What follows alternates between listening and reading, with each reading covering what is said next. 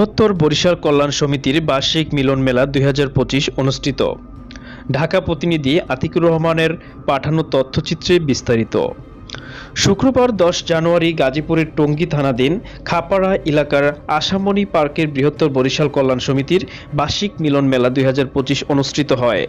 এতে বৃহত্তর বরিশালের বিভিন্ন শ্রেণী পেশার লোকজন আমন্ত্রিত অতিথি হিসেবে উপস্থিত ছিলেন। অনুষ্ঠানের সভাপতিত্ব করেন মোহাম্মদ মোজাম্মেল হক জসিম, সভাপতি ৩৭ নং ওয়ার্ড বৃহত্তর বরিশাল কল্যাণ সমিতি।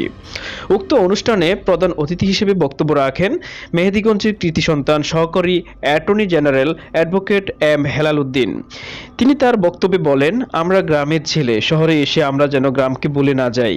যারা শহরে বসবাস করেন অন্তত বছরে একবার হলেও গ্রামে গিয়ে ঘুরে দেখে আসবেন।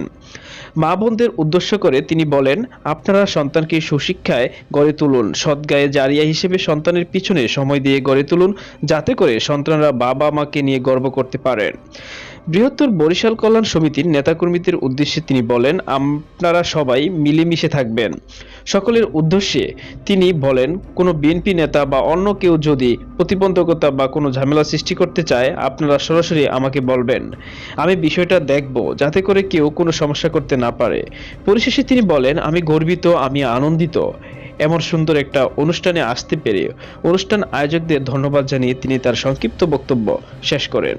বিশেষ অতিথি হিসেবে বক্তব্য রাখেন আসাদুজ্জামান আসাদ, সাবেক সভাপতি গাছা থানা বিএনপি, মোহাম্মদ আব্দুল মালেক মোল্লা, সভাপতি বৃহত্তর বরিশাল কল্যাণ সমিতির কেন্দ্রীয় কমিটি, মোহাম্মদ তৌহিদুল ইসলাম, সাধারণ সম্পাদক বৃহত্তর বরিশাল কল্যাণ সমিতি কেন্দ্রীয় কমিটি, মাস্টার শফিকুল ইসলাম, সভাপতি ৩৭ নং ওয়ার্ড বাংলাদেশ জামায়াত ইসলামী।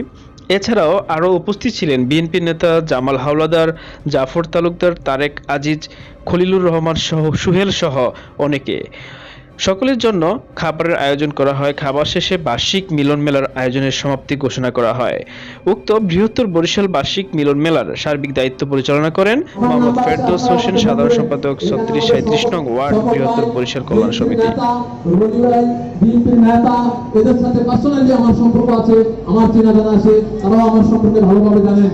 আমার সম্বন্ধে ভালোভাবে জানার অন্যতম একটা কারণ, আমি বিএনপির ভারপ্রাপ্ত চেয়ারম্যান জনাব তারেক রহমান এবং ওনার ঘনিষ্ঠ বন্ধু, বিশ্বস্ত বন্ধু জনাব গিয়াসউদ্দিন মামুন সাহেবের পার্সোনাল মামলাগুলো আমি দেখভাল করি।